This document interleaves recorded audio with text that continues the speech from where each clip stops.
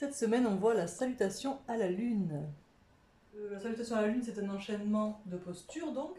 Elle est très peu connue, c'est pour ça que j'ai tenu à la mettre dans le jeu de cartes, parce qu'en fait, je me suis rendu compte qu'elle était très peu connue, et personnellement, je l'adore et je la préfère à la salutation au soleil.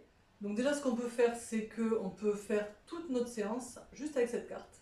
On peut faire toutes ces postures, une ou plusieurs fois, comme on veut, et du coup, ça va nous faire une séance plus ou moins courte, selon. Alors déjà, il faut savoir qu'on peut choisir au niveau de la respiration, soit on choisit de faire j'inspire sur une posture, j'expire sur la suivante, j'inspire sur la suivante, j'expire sur la suivante, etc. Soit on inspire et expire sur la posture, soit on respire plusieurs fois sur la même posture si on en a besoin, si on veut rester plus longtemps. Ça, c'est totalement au choix. Donc qu'est-ce qu'on retrouve comme posture dans cette salutation? On a en premier la posture de la montagne, où on est juste debout, et on va monter les bras vers le ciel, puis on va pencher sur le côté pour étirer le haut du corps, le flanc.